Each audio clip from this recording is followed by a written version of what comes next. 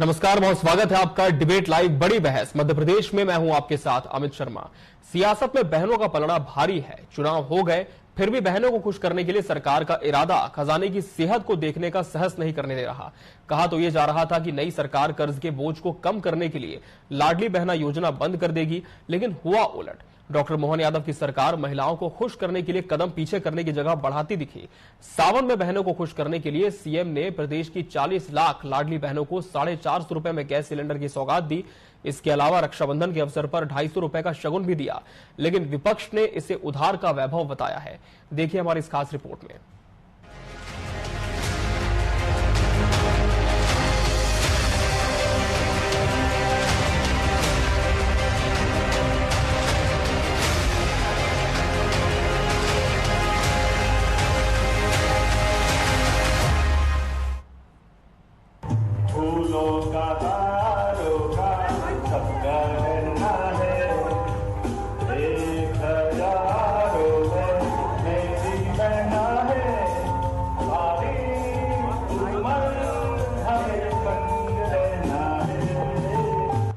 मुख्यमंत्री ये गीत गाकर अपनी सरकार में लाडली बहनाओं की भूमिका को बता रहे हैं। दरअसल सावन के फुहारों के बीच लाडली बहनों के दामन में सौगातों की झड़ी लग रही है। ये सावन भी बहनों के लिए खुशियों की बहार लेकर आया है, ये दावा सरकार का है। मुख्यमंत्री डॉक्टर मोहन यादव ने प्रदेश की 40 लाख लाडली बहनों को 450 रुपए में गैस सिलेंडर की सौगात दी। सीएम ने एक क्लिक के माध्यम से योजना का लाभ पा रही लाडली बहनों के खाते में नगद राखी गिफ्ट राशि स्थानांतरित की। एक हमने घोषणा की थी कि लाडली बहना और उज्ज्वला गैस कनेक्शन की सभी बहनों को 450 रुपए में सिलेंडर देंगे। वो सिलेंडर हम देने जा रहे हैं। साथ ही साथ जो अभी तक 1250 रुपये मिलते थे हमारी बहनों को, रक्षाबंधन के अवसर पर सभी बहनों को इसके 1250 के अतिरिक्त 250 रुपया और जोड़कर लगभग 1500 रुपया इस अगस्त माह में मिलेगा। और खासकर ये त्योहार हमारा रक्षाबंधन का त्योहार है। ऐसे में रक्षाबंधन का आनंद बहन भाई के कलाई पे राखी बंधवा करके जो आनंद महसूस करता है उसका आनंद ही अलग होता है। जब लाडली बहनों के लिए रसोई गैस सिलेंडर पर सब्सिडी देने की घोषणा की गई थी, तब जिन लाडली बहनों के नाम पर रसोई गैस कनेक्शन था उन्हें ही इसका लाभ मिलेगा, जिसमें लाडली बहना और उज्ज्वला योजना से गैस सिलेंडर का कनेक्शन पाने वाली महिलाएं शामिल हैं। इधर बहनों ने भी मुख्यमंत्री मोहन यादव का आभार माना। 3-4 साल से आप उज्ज्वला योजना का सिलेंडर ले रहे हैं। सरकार ने कहा था कि हम 450 में सिलेंडर देंगे, थोड़ा महंगा मिलता था। अब कैसा लग रहा है कि आज डॉक्टर मोहन यादव की सरकार ने, सीएम ने आप कहा है कि 450 मिले? 450 मिलेगा। अच्छा, मिलना चाहिए सबको। चलिए, आप कब से यूज कर रहे हैं उज्ज्वला योजना का कनेक्शन आपके परिवार में, और अब 450 में टंकी मिलेगी तो आपको क्या लगता है कि वाकई अब राहत मिलेगी आपको? बहुत अच्छी खुशी की बात है, 450 में मिल रही है टंकी।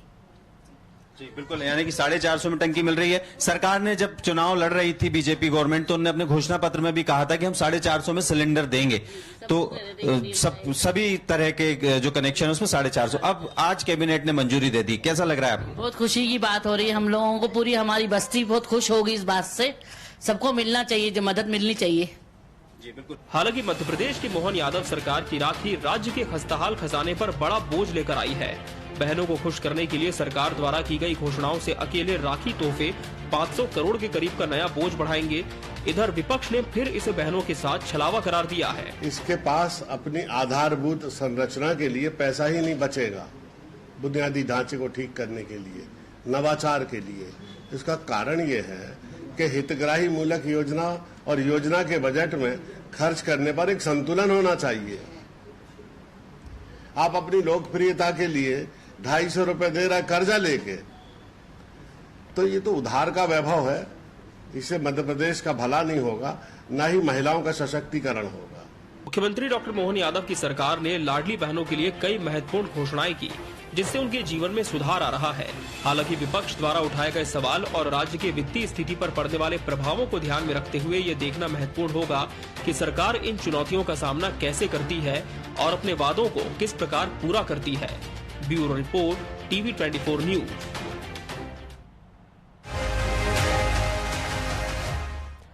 तो भैया मोहन का सम्मोहन, आज इसी विषय पर हमारी चर्चा होगी, जिसके लिए हमारे साथ खास मेहमानों का पैनल भी जुड़ चुका है। हमारे साथ बीजेपी प्रवक्ता प्रियंका दुबे जी जुड़ी हैं। प्रियंका जी, बहुत बहुत स्वागत है आपका इस चर्चा में। कांग्रेस प्रवक्ता हिमानी सिंह जी प्रतिपक्ष का पक्ष रखेंगे। हिमानी जी, आपका भी बहुत बहुत स्वागत है। वरिष्ठ पत्रकार केएस शाइनी जी भी हमारे साथ इस चर्चा में है। केएस शाइनी जी, आपका भी बहुत बहुत स्वागत है। हिमानी जी, कांग्रेस को क्यों लगता है कि आधारभूत संरचना के लिए सरकार के पास फंड नहीं है और सारा जो फंड है वो हितग्राही मूलक योजनाओं के लिए बहा दिया जा रहा है? क्या आपको लगता है कि इससे वित्तीय भार मध्य प्रदेश में बढ़ेगा?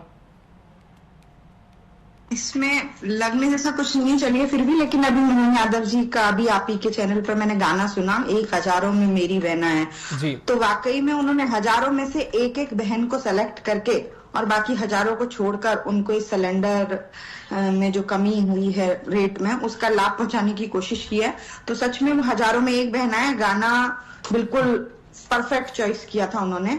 दूसरी चीज, यहाँ बात यही आ जाती है कि गैस सिलेंडर की जो रेट में कमी की गई और जो ये नया एक नियम लाया गया, उसमें सिर्फ 40 लाख बहनाओं को लाभ मिल रहा है और इसका पूरा प्रचार किया जा रहा है लाडली बहना के नाम से। तो अगर लाडली बहना, तो 1,29,00,000 लाडली बहना रजिस्टर्ड हैं। पहले विधानसभा से पहले 1,32,00,000 थी, अब 1,29,00,000 हैं। तो अगर 1,29,00,000 को तो कम से कम दे ही देना चाहिए था, और अगर नहीं दे पाए तो फिर उसको लाडली बहना का नाम नहीं देना चाहिए था। अब आपने सवाल पूछा कि इससे बोझ क्यों आएगा, कि अभी पिछले पखवाड़े ही मध्य प्रदेश सरकार ने अपना बजट पेश किया और उस बजट में उन्होंने ये 450 रुपए में सिलेंडर देने का कहीं प्रयोजन नहीं रखा था, कहीं कोई प्रावधान नहीं रखा था। तो जो आप जानते हैं कि बजट का जो पेश किया जाता है उसका मतलब होता है कहां से क्या क्या खर्चे किए जाएंगे, किस विकास कार्य पे कितना खर्चा किया जाएगा, उसका एक लेखा जोखा दिया जाता है, उसकी पैसों की व्यवस्था कहां से होगी और कितना कर्ज दिया जाएगा इसके लिए। तो जब आपने बजट में उस चीज का प्रावधान नहीं रखा था, तो इसका मतलब जो भी धन होगा वो किसी न किसी चलने वाली विकास कार्य से या किसी और दूसरे कार्य को प्रभावित करके ही खर्च किया जाएगा। क्योंकि अगर आपने बजट में इस चीज का प्रावधान करा होता तो आप इसके धन की व्यवस्था करते। अब तो आप नहीं कर पाएंगे क्योंकि अब बजट अगले साल ही पेश कर पाएंगे, तब कर पाएंगे। तो क्यों मध्य प्रदेश की बाकी चीजें इसकी वजह से डिस्टर्ब नहीं होंगी, इसका मुख्यमंत्री जी को या फिर इस डिबेट के माध्यम से हमको जवाब मिलना चाहिए और मध्य प्रदेश की जनता को मिलना चाहिए। और उसमें भी ये सब कुछ होने के बाद भी सभी बहनें इससे लाभान्वित नहीं हो रही हैं, तो इसलिए विपक्ष इस बात को लेकर ध्यान आकर्षित। बिल्कुल, इस पे जवाब ले लेते हैं। प्रियंका जी, जवाब दीजिए कि करोड़ों लाडली बहनाओं की बात थी, लेकिन लाभ आप सिर्फ लाखों को दे रहे हैं। 40 लाख जो हितग्राही है वो इसके लिए पात्र होंगे। और दूसरी बात जो हिमानी जी ने उठाई बड़ी वाजिब है कि बजट पे तो आपने प्रावधान किया ही नहीं कि 450 रुपए में गैस सिलेंडर देंगे। तो किस तरह की योजना सरकार ने बनाई है? जब इतना पैसे का गैस सिलेंडर महिलाओं को दिया जाएगा 450 रुपए में, तो कहीं से और कोई इन्वेस्टमेंट आएगा जिसके माध्यम से इसकी पूर्ति होगी इस फंड की?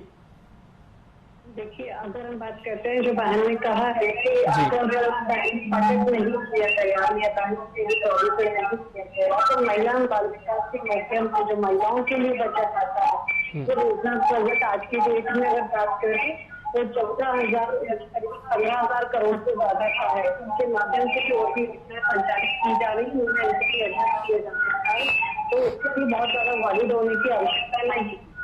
जहाँ अगर बहन ने मेरी बात करी कि अगर बहनों के साथ हो रहा है तो किसी भी बहन के साथ कोई भेदभाव नहीं हो रहा।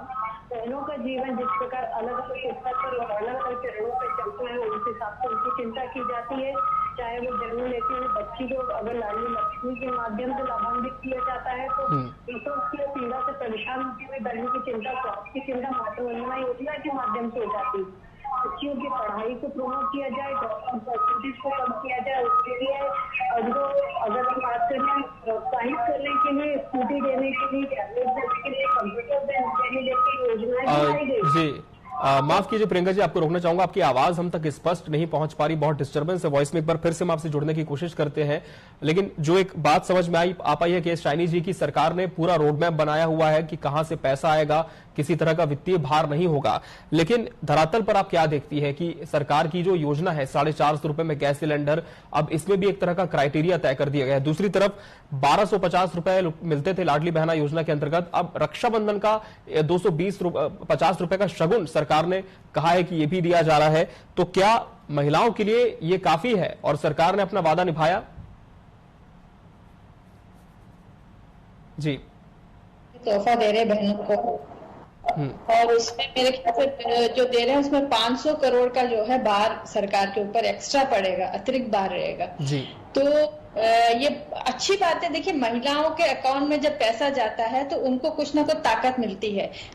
अपने यहाँ महिलाएं इतनी फाइनेंशियली इंडिपेंडेंट नहीं है, और परिवार के अंदर जब उनके अकाउंट में पैसा जाता है, भले ही वो कितना छोटा अमाउंट हो, तो उनको परिवार में एक ज्यादा उनकी वो बढ़ जाती है, सशक्तता बढ़ जाती है। ये बात सच है। लेकिन जहां तक मेरा ये कहना है, चेक एंड बैलेंस होना चाहिए। आपका मध्य प्रदेश आज जो है सबसे ज्यादा कर्ज में डूबी हुई राज्य है, और उसके ऊपर आप ये बर्डन बढ़ा रहे हो। और जो स्किल करना है, यूथ जो है वो आज अनएम्प्लॉयड है। महिलाओं को जहां स्किल डेवलप करना है, उनका जो सशक्तिकरण करना है, वो कहीं ना पीछे रह जाता है, सिर्फ इसकी वजह से कि आपका फोकस जो होता है वो सिर्फ ये, जैसे बीजेपी कहती है कि ये सोशल वेलफेयर है, और जब वही चीज दूसरी पार्टी करती है आप उसको रेवड़ी बांटना कहते हैं। तो मेरे ख्याल से कहीं ना कहीं ये जो जिस तरह से आप फंड डिस्ट्रीब्यूट करते, चाहे किसी को भी दे, महिलाओं को दे, यूथ के अकाउंट में पैसा डाल देंगे, महिलाओं के अकाउंट में पैसा डाल देंगे, इससे आपको जो बैलेंस है कहाँ से वापस आएगा, कैसे आप जनरेट करोगे वेल्थ को। स्टेट के अंदर जो वेल्थ जनरेट होना, वो मिडिल क्लास को आप टैक्स करोगे, वही पैसा बांट रहे हो, तो एक जगह से यहां से लेते हो वहां से, पर जनरेट कहां से हो रहा है? वेल्थ जनरेशन का कोई भी स्कीम गवर्नमेंट के पास नहीं है। तो मेरा ये कहना है कि ठीक है, ये बहुत अच्छी बात है महिलाओं के इसमें, और ये बहुत खुशी की बात है कि उनके अकाउंट में पैसा आ जाएगा, पर ये बहुत शॉर्ट टर्म वो आउटलुक है। अगर आपको लंबा देखना है तो उसमें आपको हमेशा ये देखना पड़ेगा कि बजट को आप किस तरह से बैलेंस करते हो, किस तरह से वेल्थ जनरेट होता है स्टेट में, तो उस तरफ फोकस होना चाहिए। नहीं तो फिर ये जो है एक दिन कुछ साल तक करोगे, उसके बाद जो है आप देखोगे कि स्टेट बिल्कुल ही गड्ढे में चला गया है। प्रियंका जी, क्या ये बात हो सकती है कि सरकार ने फंड की बात तो कही है, लेकिन कहां से जनरेट होगा इसको लेकर अभी कोई क्लैरिटी नहीं है, और शॉर्ट टर्म योजना है, आने वाले समय में हो सकता है कि बंद भी हो जाए, जैसा कि विपक्ष आरोप लगाता रहा है?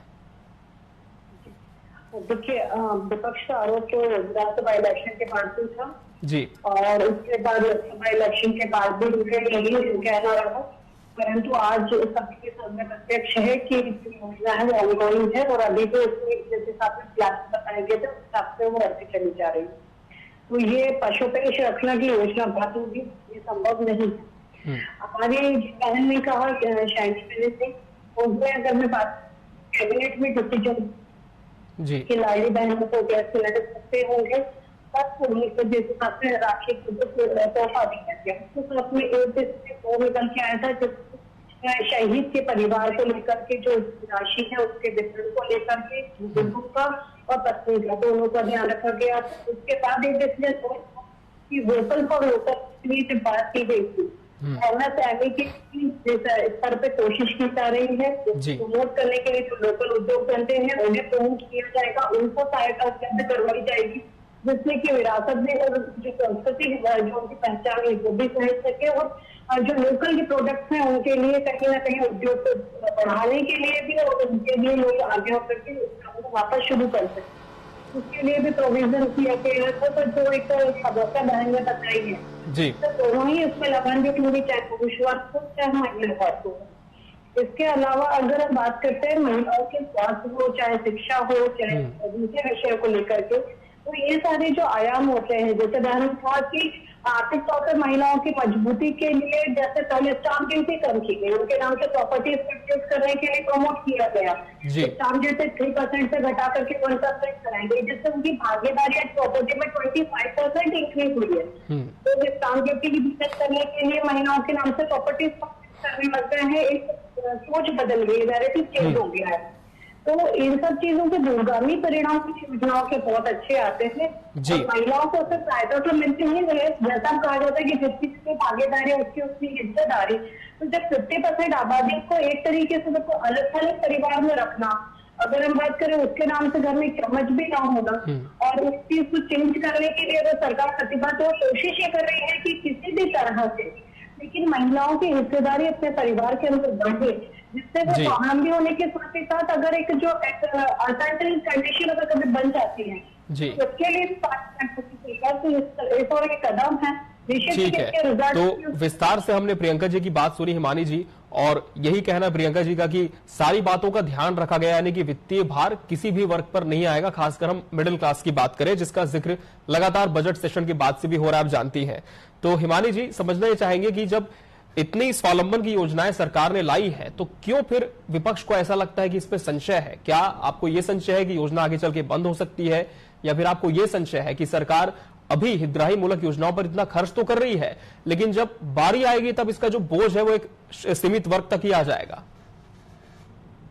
पहली बात तो ये बात निश्चित थी कि इसमें कोई जवाब देने जैसी बात ही नहीं है कि किसी भी वर्ग पर इसका भार पड़ेगा। अभी क्योंकि बजट आ चुका है तो अब दोबारा से कोई टैक्स का हो तो ऐसे बढ़ा नहीं दिया जाएगा। यहाँ बात थी कि जब आप बजट में किसी चीज का प्रावधान नहीं रखते हैं और वो खर्चा बीच में इतना बड़ा करते हैं, तो कहीं ना कहीं उस पैसे को आप घर की छोटे से उदाहरण से समझिए, घर की इनकम से, कि अगर हमने पहले से अपने किसी चीज को होम लोन या कार का लोन आपने प्लान नहीं किया है अपनी सैलरी के अकॉर्डिंग और फिर आपने बीच में उसको ले लिया, तो आपको कहीं ना कहीं किसी दूसरे मद में कटौती करके उस खर्चे को या उस किस्तों को पूरा करना पड़ेगा। ये बात तो जनरली जो छोटे से छोटा जो खर्च करने वाला व्यक्ति है वो भी ये बात समझता है कि अगर आप एक खर्चा बढ़ाएंगे, आपने बजट में जो इनकम दे दी, अब वो एक साल के लिए आपकी निश्चित इनकम हो गई है। अगर आपने प्रावधान नहीं रखा है तो आप किसी दूसरे खर्चे से करेंगे, तो किसी वर्ग पे लाभ नहीं पड़ेगा। योजनाओं पे जो विकास कार्य चल रहे हैं, सड़क निर्माण के कार्य चल रहे हैं या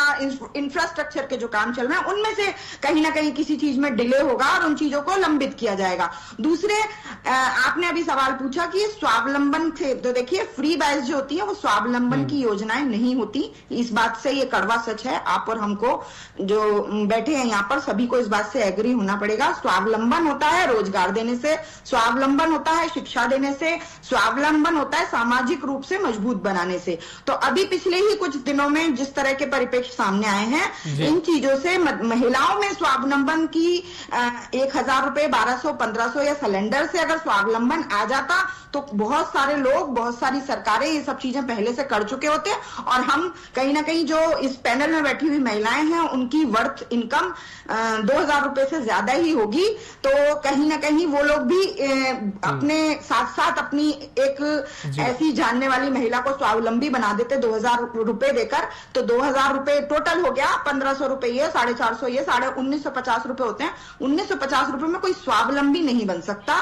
स्वावलंबी बनने के लिए रोजगार, शिक्षा और समाज में बराबरी का हक, जो कि मारपीट की घटनाओं में, दहेज की घटनाओं में और छेड़खानी की घटनाओं में जो दिखाई देता है, जो कहीं समाज में अभी व्याप्त नहीं है जमीनी स्तर पर, उसके लिए सबसे पहले शिक्षा और रोजगार जरूरी है। जी प्रियंका जी, शिक्षा और रोजगार से ही कोई भी स्वावलंबी होता है, खासकर हम महिलाओं की बात कर रहे हैं तो उनके लिए भी बहुत आवश्यक है।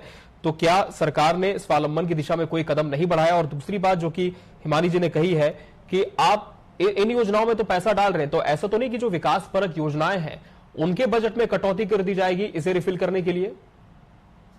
देखिए, ऑनगोइंग स्कीम्स का बजट पहले से रिजर्व होता है।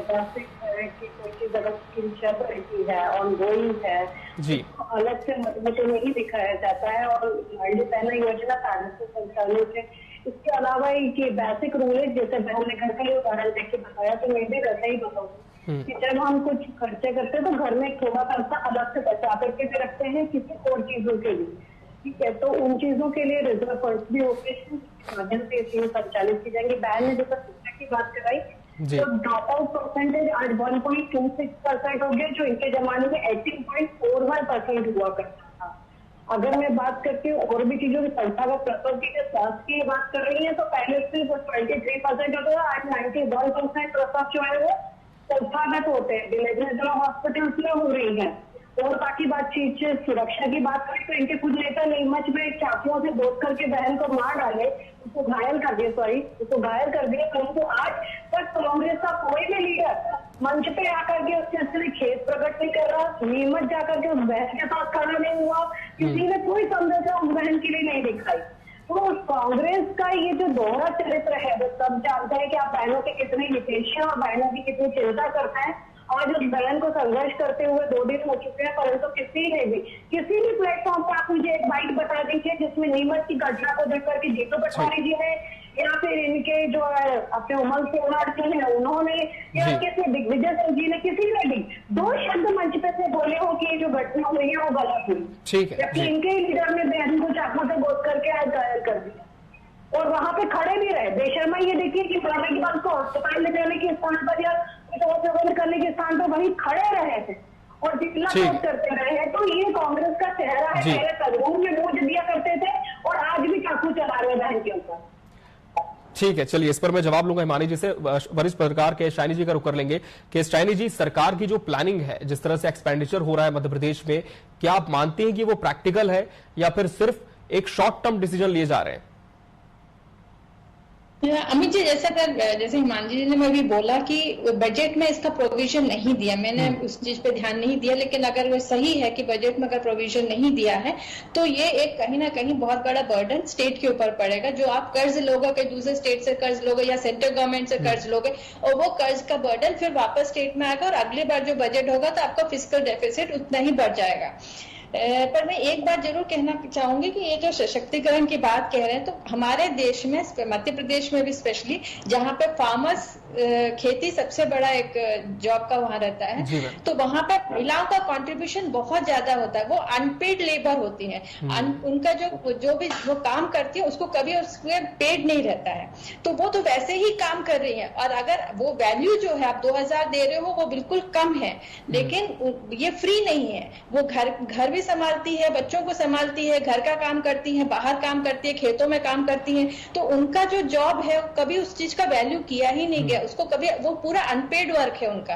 तो सरकार को, मेरा ये मानना है कि सरकार को इससे अमाउंट बढ़ाना चाहिए और उनको वो जो काम कर रहे हैं उसको, उनको जो अमाउंट दे रहे हैं, जो वैल्यू है उसका सही निर्धारण होना चाहिए। और ये नहीं कहना चाहिए कि उनको एक मतलब फ्री में कुछ दिया जा रहा है, ये उनकी मेहनत की ही पैसा है। तो सोसाइटी में उनका अगर योगदान अपन हटा दें तो जीडीपी में बहुत बड़ा एक वो लग जाएगा। बिल्कुल, लेकिन शाइनी जी, अभी जो सरकार फंड दे रही महिलाओं को, इस महीने जो राशि जारी हो रही है, उसे कितनी राहत आप मानते हैं महिलाओं को मिलेगी? देखिए, ये तो समुद्र में एक बूंद की तरह है, लेकिन परिवार में क्या होता है, जब अगर आपके पास थोड़ा भी अमाउंट आपके हाथ में है तो वहां कहीं ना कहीं उसका जो वो कहते हैं उसका थोड़ा दबदबा बढ़ जाता है। आप जब फाइनेंशियली इंडिपेंडेंट तो नहीं हो पाएंगे, छोटा अमाउंट है, 2000 अमाउंट में आज का इतना खर्चा है, इतना महंगाई है, उसके चलते 2-2.5 हजार कुछ नहीं रहता है। लेकिन कोई महिला अगर कहीं काम करती है, कुछ कमाती है, साथ में उसका एक एक्स्ट्रा इनकम उसके हाथ में रहता है, तो परिवार के अंदर उसका जो एक दबदबा है वो थोड़ा बढ़ जाता है, थोड़ा उसका रेस्पेक्ट बढ़ जाता है, परिवार के अंदर उसका एक रुतबा होता है वो बढ़ जाता है, रेस्पेक्ट मिलने लगता है। ऐसा मुझे लगता है बहुत ज्यादा अमाउंट नहीं है कहीं से, पर देखिए स्टेट के ऊपर आप कितना बर्डन डालोगे, ऑलरेडी ये बहुत बड़ा बर्डन है। अगर हम 1.5 करोड़ महिलाओं को 1,30,000 करोड़ महिलाओं को दे रहे हैं तो ये एक छोटा अमाउंट तो है नहीं है, लेकिन फिर भी एक कोशिश है जहां महिलाओं को पर स्किल करना, उनको एक जॉब देना, पर्टिकुलरली ये कहना कि उनके लिए तो एक फ्री में दिया जा रहा है, ये मेरे ख्याल से कहीं ना कहीं गलत है। महिला अनपेड लेबर जो है हमारे यहाँ, महिलाएं जो है सबसे ज्यादा वो है, 50% महिलाएं हैं जो कि उसमें जो भी काम करती है उनको कभी उनका उस वैल्यू के हिसाब से उनको नहीं मिलता है। जी मैम।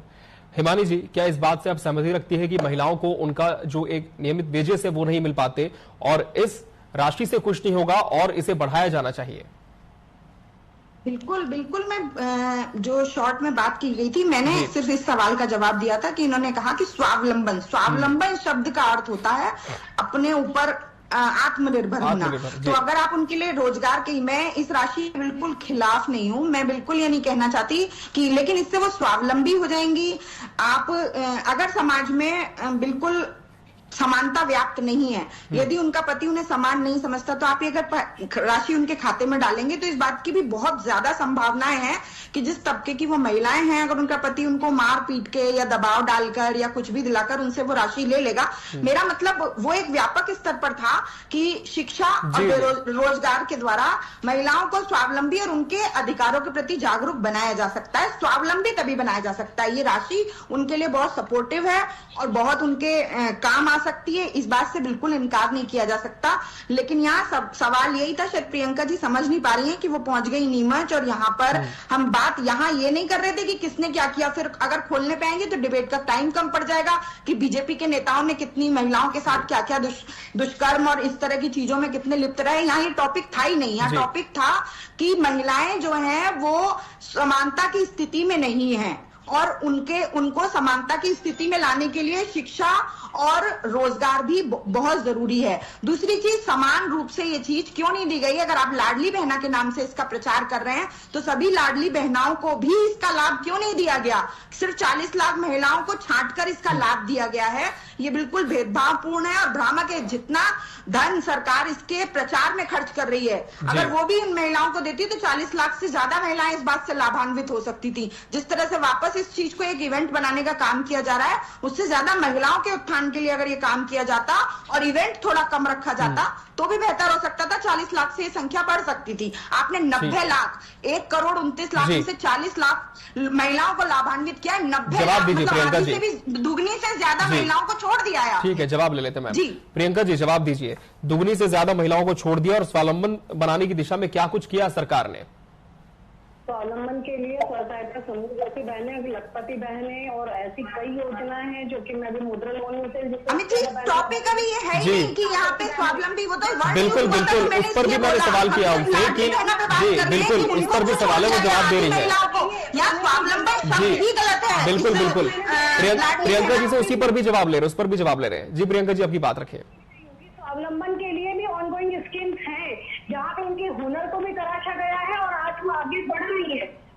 ठीक है, तो सरकार ने पहल की है, लेकिन बहुत सारी लाडली बहनों को छोड़ दिया गया इस योजना का पात्र बनने से, इस पर क्या कहेंगे? जी डेफिनेटली ये उनको लाभान्वित करेगी, क्योंकि बहनों की हिस्सेदारी समाज में बढ़ानी। अगर बात की जाए तो आयु के नाम से गैस सिलेंडर, तो उसमें तो काफी हमारे पास कोई बड़ी बात है नहीं, उसकी डायरेक्ट उसके खाते में सब्सिडीज भी आ रही है, तो सस्ता मिल रहा है। आपको अगर ये लाभ लेना है तो बहनों के नाम से गैस सिलेंडर परचेज करिए। क्यों नहीं परचेज किए जा सकते बहनों के नाम से? जब बहनों के नाम से प्रॉपर्टी परचेज की जा सकती है तो गैस सिलेंडर परचेज करने में क्या समस्या है? और डेफिनेटली जैसे गैस सिलेंडर के नाम से परचेज होगा तो बहनों के खाते में नहीं आएगा। इसमें कोई भेदभाव वाला बात नहीं है, परंतु विषय यह है कि बहनों के नाम से कोई भी क्यों नहीं है अभी तक समाज में। सरकार ये तो अग्रसर हो रही है, जैसे इस काम ड्यूटी कम करी गई 25% इंक्रीज हो गई, प्रॉपर्टीज बहनों के नाम से परचेज होने लगी, जिस तरीके से आर्थिक तौर पर अच्छे परिवार में सहभागिता रखने लग गई। डेफिनेटली जब सिलेंडर भी उसके नाम से परचेज होगा तो उसकी सहभागिता परिवार का और बढ़ेगी। आप परिवार में जो जैसे साहिनी बहन ने कहा अनपढ़ लेबर की तरह वो क्यों काम कर रही है? जब वो घर में अपनी हिस्सेदारी रखती है तो उसके नाम से घर में चीजें क्यों? चलिए, तो सरकार लगातार यही कह रही है कि सभी बहनों को इसका लाभ दिया जाएगा। हालांकि विपक्ष के सवाल अपनी जगह है कि कुछ लाडली बहनों को इसमें से क्यों छोड़ दिया गया, लेकिन सरकार अपने दावे पर ही अटल है। बहरहाल समय हमारे पास इतना ही था इस चर्चा के लिए। आप सभी मेहमानों का बहुत बहुत धन्यवाद हमसे इस चर्चा में जुड़ने के लिए और इसका हिस्सा बनने के लिए। और इसी के साथ डिबेट लाइव बड़ी बहस मध्य प्रदेश में आज के लिए फिलहाल इतना ही। मुझे और मेरी पूरी टीम को दीजिए इजाजत। नमस्कार।